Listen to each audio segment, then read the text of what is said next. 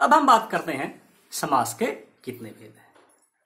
समास के पदों के आधार पर 4 भेद माने गए हैं। अव्ययीभव समास, तत्पुरुष समास, द्वंद्व समास और बहुब्रीहि समास। आइए अब हम अव्ययीभव समास के बारे में जानकारी हासिल करते हैं। वह समास जिसका पहला पद अव्यय हो एवं उसके संयोग से समस्त पद भी अव्यय बन जाए उसे अव्ययीभव समास कहते हैं। अव्ययीभव समास वह समास कहलाता है जिसमें पहला पद अव्यय है।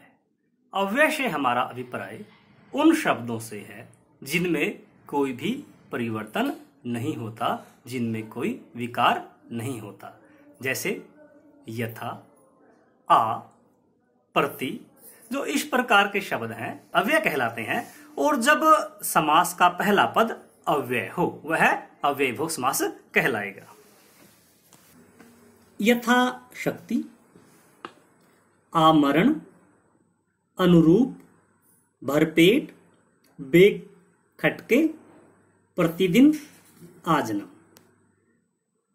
जो ये पद हैं, ये समस्त पद हैं, इनमें रेखांकित किए गए जो पद हैं वो पहला पद है, उत्तर पद है। यथा, आ, अनु, भर, बे, प्रति, आ। तो इस प्रकार से अव्ययीभव समास में जो पहला पद है वह अव्यय है, पहला पद प्रधान है। यथा शक्ति, शक्ति के अनुसार, जो इसमें दूसरा पद है शक्ति, उसमें कोई भी परिवर्तन नहीं हुआ है। ज्यादा जो प्रभावशाली है वो पहला पद है। आ मरण, मरण तक, पहला पद आ, ज्यादा प्रभावशाली, पहले पद की प्रधानता आ की अर्थात पूर्व पद की। अनुरूप, रूप के योग्य। भरपेट, पेट भर के। बे खटके, बिना खटके के। प्रतिदिन, दिन दिन या हर दिन। आजन्म, जन्म से लेकर। तो अव्ययीभव समास में पहला पद प्रधान होता है और अव्यय क्या है? यथा, आ, अनु, भर, बे, प्रति, अर्थात जिस समास का पहला पद अव्यय हो वह अव्ययीभव समास कहलाएगा। अब बात करते हैं हम तत्पुरुष समास की। तत्पुरुष वह पुरुष। तत्पुरुष समास में जिसमें दूसरा पद प्रधान हो, अर्थात जिस समास का उत्तर पद प्रधान हो वह तत्पुरुष समास कहलाएगा। आइए उदाहरण देखते हैं। मूर्तिकार, राजपुत्र, सुरचित। मूर्तिकार, मूर्ति को बनाने वाला, राजपुत्र, राजा का पुत्र, सुरचित, सूर द्वारा रचित। तत्पुरुष समास क्या है? जिस समास में दूसरा पद प्रधान हो और विभक्ति का लोप हो उसे तत्पुरुष समास कहते हैं। इस समास में आने वाले जो कारक चिन्ह हैं को, से, के लिए, से, का, के, की, में, पर आदि का लोप हो जाता है। मूर्तिकार, मूर्तिकार में 2 पद हैं, मूर्ति और कार। पहला पद मूर्ति, कार दूसरा पद, मूर्ति को बनाने वाला। इस समास में जो दूसरा पद है उसकी प्रधानता है। राजपुत्र, राजा का पुत्र, सुरचित, सूर द्वारा रचित। कारक के आधार पर हम तत्पुरुष समास के 6 भेद मानते हैं। जैसा कि हम जानते हैं कि कारक के 8 भेद हैं। कारक का पहला भेद कर्ता ने और कारक का अंतिम भेद संबोधन, हे, हरे, हो आदि। इन दोनों कारक के भेद को छोड़ करके जो अन्य 6 भेद बचते हैं उनके आधार पर हम तत्पुरुष समास के कारक आधारित 6 भेद, कर्म तत्पुरुष, कर्ण तत्पुरुष, संप्रदान तत्पुरुष, अपादान तत्पुरुष, संबंध तत्पुरुष, अधिकरण तत्पुरुष, इस प्रकार से कारक के आधार पर समास के 6 भेद हैं। पद विग्रह समास।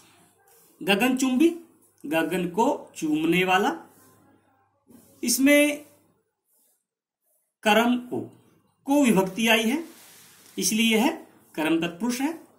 रथ चालक, रथ को चलाने वाला, इसमें को विभक्ति आई है, इसलिए कर्म तत्पुरुष है।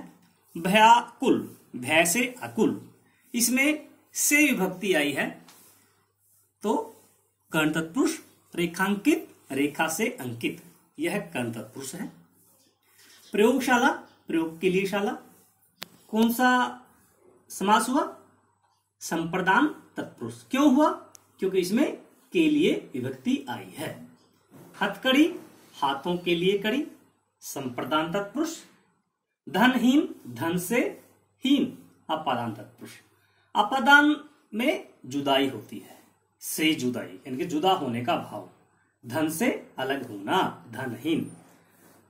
ऋण मुक्त, ऋण से मुक्त। देश रक्षा, संबंध तत्पुरुष, का, के, की। शिवालय, शिव का आलय, संबंध तत्पुरुष। लोकप्रिय, लोक में प्रिय, अधिकरण तत्पुरुष। धर्मवीर, धर्म में वीर, अधिकरण तत्पुरुष। इस प्रकार से जो तत्पुरुष समास है वह 6 प्रकार का है। कारक के आधार पर इसके 6 प्रकार के भेद हुए। आइए आगे देखते हैं कर्मधारय समास की। कर्मधारय समास भी तत्पुरुष समास का एक भेद है। कर्मधारय समास में उपमेय, उपमान, विशेषण, विशेष्य का संबंध होता है। कई शिक्षाविद, कई व्याकरणाचार्य कर्मधारय समास को समास का अलग भेद भी मानते हैं। कर्मधारय समास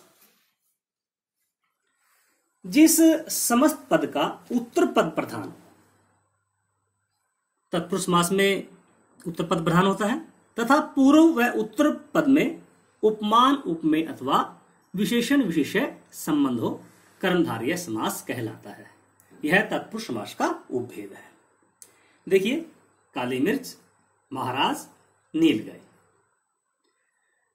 जो इसमें पहला पद है वह काली है और दूसरा पद मिर्च है। मिर्च विशेष्य है, काली विशेषण है, अर्थात इस पद में मिर्च की विशेषता काली है और वह विशेषण है। महाराज, महान राजा। नील गाय, नीली गाय, गाय विशेष्य और नीली विशेषण। विशेष्य क्या है? जिसकी विशेषता बताई जाए, विशेषण जो विशेषता बताई जाए। जैसे काली मिर्च, मिर्च विशेष्य क्योंकि इसकी विशेषता बताई गई है काली, और काली क्या हुआ? विशेषण। अब बात करते हैं हम उपमेय और उपमान की। कमल, नयन, कमल के समान, उपमेय नयन। चंद्रमुख, चंद्र के समान मुख। देहलता, देह रूपी लता।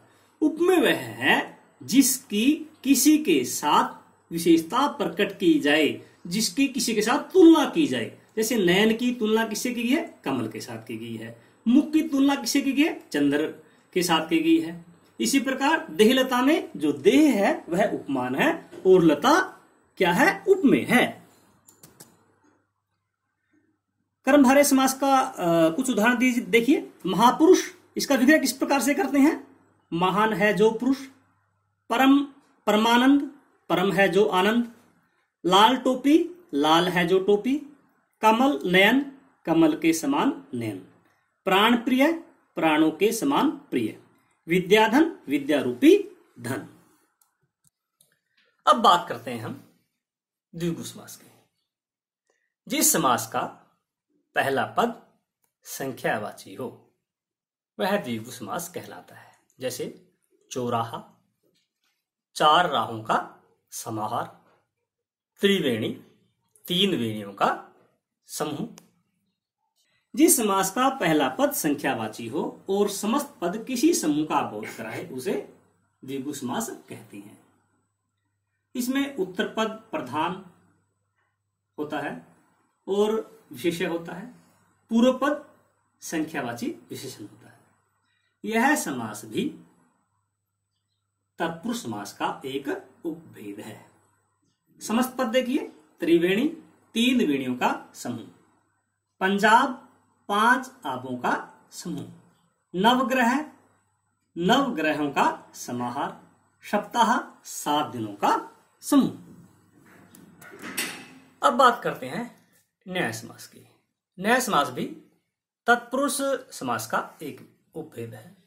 जिस समास का पहला पद निषेधात्मकता का बोध कराए वह न्याय समास कहलाता है। अहित, अन्याय, अनादर, गैर हाजिर। देखिए, जिस समस्त पद में पूर्व पद निषेधात्मक हो उसे न्याय समास कहते हैं। अहित, नहित, नहित इसका विग्रह हो गया। असंभव, न्याय संभव, अन्याय, न्याय न्याय, अनादर, न्याय आदर, गैर वाजिब, न्याय वाजिब।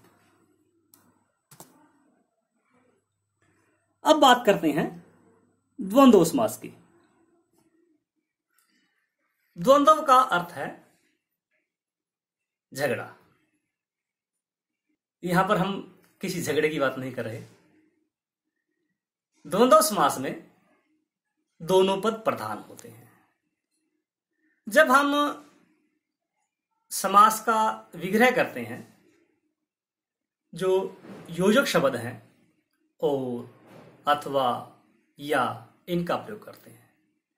जब हम समस्त पद बनाते हैं तो अधिकांशतः योजक चिन्ह का प्रयोग किया जाता है। जिस समास में दोनों पद प्रधान हो तथा विग्रह करने पर और, या, एवं, अथवा आदि योजक शब्द लगते हो उसे द्वंद्व समास कहते हैं। थोड़ा बहुत, थोड़ा या बहुत, पाप पुण्य, पाप और पुण्य, दाल रोटी, दाल और रोटी, न्यूना अधिक, न्यून या अधिक। देखिए, न्यूना अधिक में दोनों पद प्रधान है परंतु इसमें योजक चिन्ह नहीं लगा है, इसलिए यह भी बात ध्यान देने योग्य है कि अधिकांशतः योजक चिन्ह आता है परंतु कई बार योजक चिन्ह का प्रयोग नहीं किया जाता। अब हम बात करते हैं बहुब्रीहि समास की। जिस समास में न ही पहला पद प्रधान होता है न ही दूसरा पद प्रधान होता है, कोई अन्य तीसरा पद प्रधान होता है। यदि मैं लंबोदर शब्द का उच्चारण करता हूं तो आपके सामने एक विशेष आकृति उभर जाती है। यदि मैं चतुर्भुज की बात करता हूं तो आपके सामने कोई तीसरा व्यक्ति या कोई विशेष आकृति उभर जाती है। अर्थात जिस समास में न पहला पद प्रधान होता है न ही कोई दूसरा पद प्रधान होता है अपितु कोई तीसरा पद प्रधान होता है, वह बहुब्रीहि समास कहलाता है। लंबोदर लंबा है उदर जिसका, अर्थात गणेश। दशानन दश हैं आनंद जिसके, अर्थात रावण। कई बार हम विचलित हो जाते हैं कि जो दशानन है उसमें पहला पद संख्यावाची है, यह द्विगु समास होना चाहिए। परंतु यदि हम दशानन की बात करें तो हमारे सामने चित्र रावण का उभरता है। यदि किसी विशेष व्यक्ति विशेष आकृति का हमारे सामने चित्र उभरे वह बहुब्रीहि समास है। महावीर महान है, महान वीर है जो, यदि हम इसका विग्रह इस प्रकार से करते हैं महान वीर है जो अर्थात हनुमान, तो यह बहुब्रीहि समास में चला जाएगा। यदि हम इसका विग्रह महान वीर करते हैं तो वह कर्मधारय समास में चला जाएगा, क्योंकि महा और वीर में विशेषण विशेष्य की का संबंध है। चतुर्भुज 4 भुजाएं हैं जिसकी, अर्थात विष्णु। चतुर्भुज का विग्रह हम इस प्रकार से भी कर सकते हैं 4 भुजाएं हैं जिसकी, अर्थात आकृति विशेष, गणित की आकृति। पंकज, पंख में पैदा हो जो, अर्थात कमल। पीतांबर, पीले हैं अंबर जिसके, अर्थात कृष्ण, श्री कृष्ण। तो इस प्रकार से हमने बहुब्रीहि समास पढ़ा। अक्सर जो बहुब्रीहि समास है और कर्मधारय समास है, इन दोनों में हम विचलित हो जाते हैं। बहुब्रीहि समास में यदि हमारे सामने कोई विशेष चित्र उभरता है, हम किसी तीसरे व्यक्ति की ओर संकेत करते हैं, वह बहुब्रीहि समास है। एक उदाहरण लीजिए, नीलकंठ, नीले कंठ वाला, कोई भी हो सकता है, वह कर्मधारय समास है। नीला है कंठ जिसका, अर्थात शिव जी। इस प्रकार से यदि हम विग्रह इस प्रकार से करते हैं, पीतांबर, पीले वस्त्रों वाला, यह कर्मधारय समास हुआ। पीतांबर, पीले हैं वस्त्र जिसके, अर्थात श्री कृष्ण, बहुब्रीहि समास। जिस समास में विशेषण और विशेषण संबंध हो, उपमेय उपमान संबंध हो, वह कर्मधारय समास है। जिस समास में हम किसी तीसरे पद की बात करते हैं, तीसरे व्यक्ति की ओर संकेत करते हैं, वह बहुब्रीहि समास है। इसी प्रकार जो संख्यावाची पहला पद है और हम सामान्य बात कर रहे हैं, वह द्विगु समास है। परंतु यदि हम विशेष व्यक्ति की बात कर रहे हैं और पहला पद संख्यावाची है, वह समास बहुब्रीहि समास होगा। तो दोस्तों, आज हमने समास, उसके भेद, समास विग्रह और समस्त पद क्या है, इसके बारे में जानकारी हासिल की। जल्द ही अगली वीडियो में नए विषय को लेकर हाजिर होऊंगा। धन्यवाद।